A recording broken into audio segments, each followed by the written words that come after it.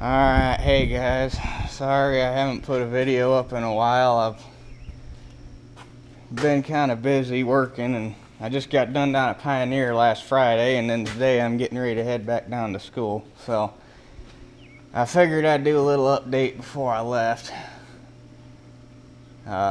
Since I got off, I've been getting the combines ready. 525 is ready to roll. This thing's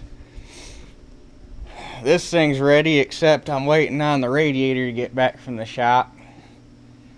So I had him check it before I got considered this thing 100% field ready. I went through, I got the guy I bought it from put a bunch of new belts on it the last time he used it, and I had to go through and I put 5 more on, I think. And I went through and it's got every hydraulic hose on it's new except for the low pressure line coming from the steering motor to the oil filter, and then the one for the reel height control, which if I ever have the grain table on this thing, I'll be surprised, because this one's going to run corn and 525 is going to run beans. But other than that, she's ready to rock and roll. Next year's project's going to be attacking the wiring harness on it, because it's pretty jacked up. Got splices in there that don't belong, and you can just tell it was one of them old farmer wire jobs that you see in a lot of older equipment. And another thing we got done a couple weeks ago is the power steering on the 1600 was getting to the point where you almost couldn't hold it straight anymore, because the old Saginaw unit that was in it was pretty well whooped just from being like 40-something years old, 50-something years old. I guess it'd be 50-something years old since this is a 63. But so we bought the conversion kit. Now it's got a Charlene unit on it like the 55 series tractors do, and man, that makes a big difference. Before you you could tell still you had power steering, but you had to use some strength to turn it. Now you can turn it with one finger. And the kicker of the whole thing is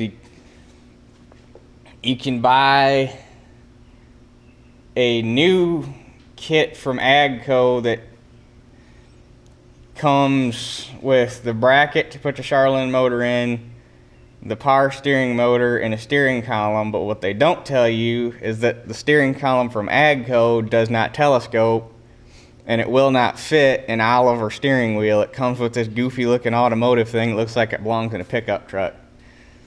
And for that they want like $1,300, and we bought that.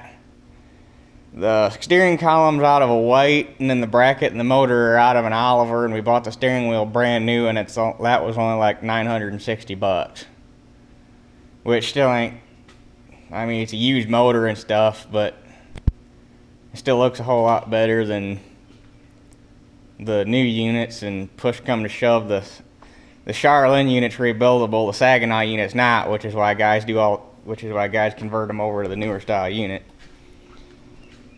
Oh, and before I forget, Simon, I know it took me all summer to get to it, but there's your decal. I did put it up. So, just figured I'd let you know about that. Sorry it took me so long. Oh, what else?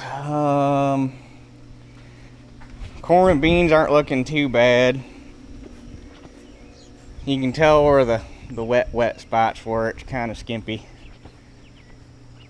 And I never was able to get my corn. Luckily, my fields were pretty clean to begin with. I never was able to get the corn sprayed because it was so stinking wet that by the time it finally dried out enough for me to get across it with a tractor, the corn was so tall it was hitting the booms on the sprayer. And I did manage to get it cultivated once before it got too wet when I worked the fertilizer in. So the only spot where the weeds are real bad is right around the edges. You get in, I don't know, 8-9 rows, the weeds pretty much go away. And the beans are looking awesome. You probably can't see them from here. I ain't gonna walk all the way over there right now, but I got all my beans sprayed.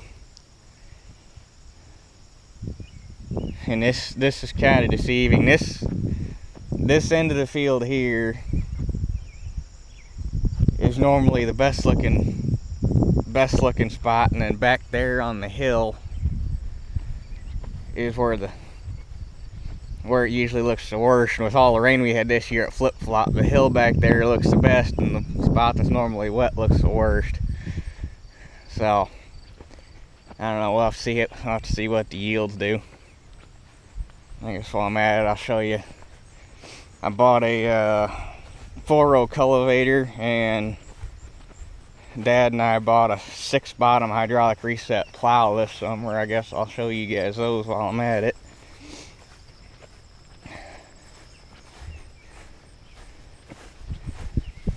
And you can't really see it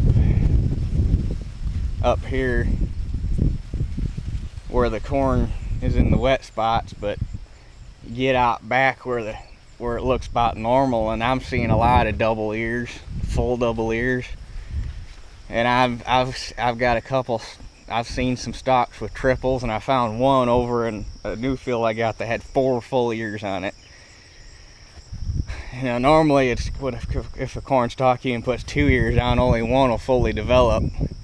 And that one I found 4 on it, all 4 were fully developed. I was like, holy shit.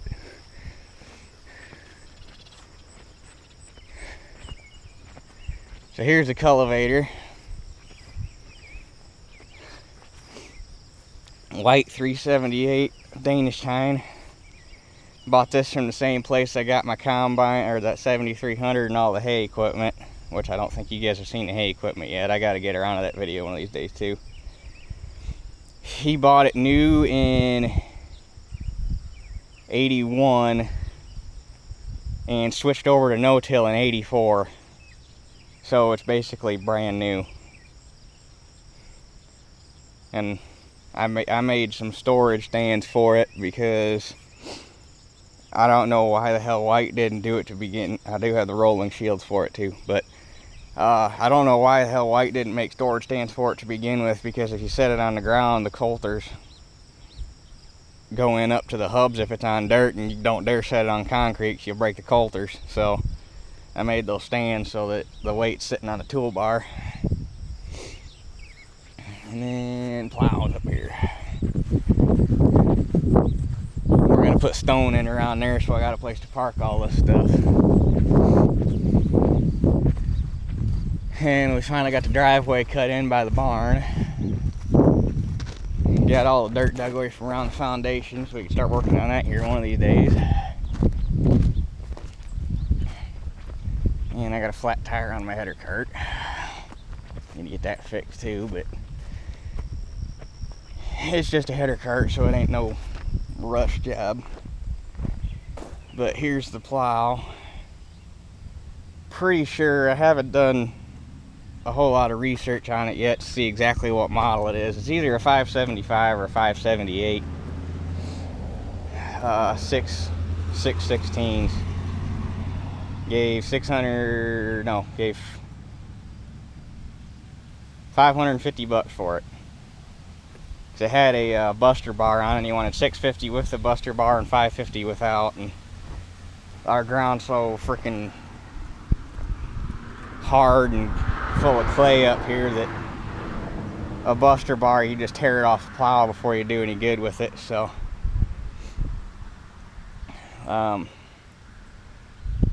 the guy, we bought it from the original owner. They bought it brand new and pulled it on an 1850 gas of all things. But it came from over by oh, what's the name of that place?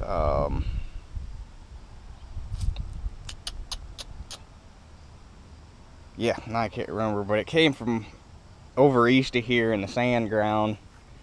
And over there you can get away with pulling 6 bottoms with a low horsepower, with a lower horsepower tractor like that. I'm gonna pull it on my 19.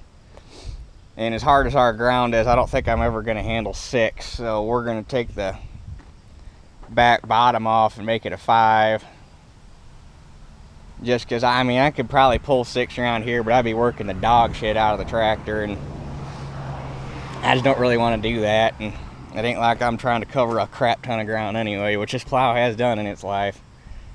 Because he said they owned it for 20, or when they were still moldboarding, he covered anywhere between 900 and 1,000 acres with it a year, and he knows they plowed that much with it for at least 20 years, so it's seen at least 20,000 acres.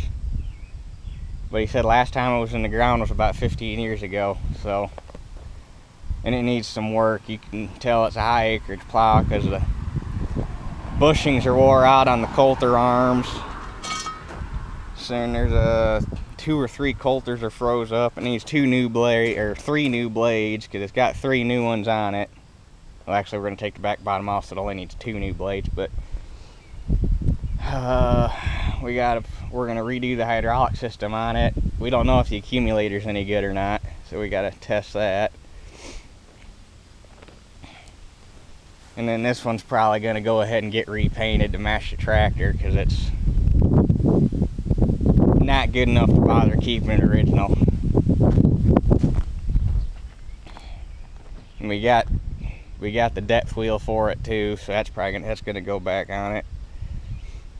And we got a bunch of new perishables for it. It's got all the moldboards on it are good.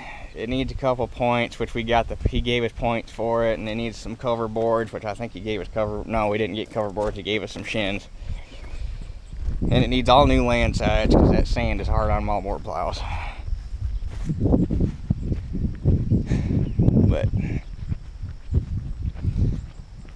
so the reason I haven't been posting videos is because this damn camera has been pissing me off. Nobody ever told me, and it doesn't say in the manual, that if you let the battery die on this thing all the way, it won't charge and it won't turn on.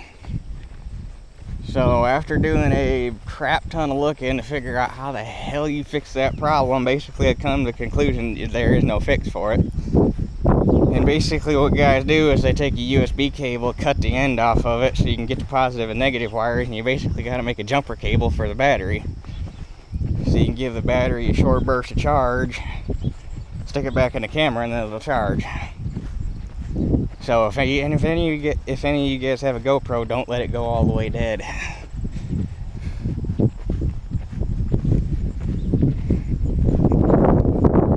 But you know, that's pretty much what I've been up to in a nutshell.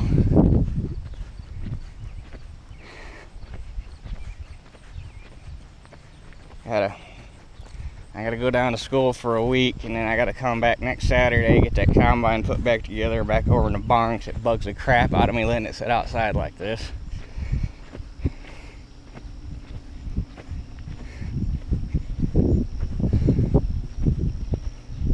Gotta do a little bit of work to the grain truck yet.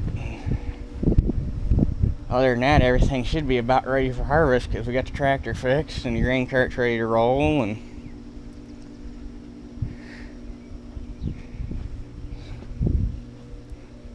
so I guess that's about all I got to say. So we'll talk to you guys later.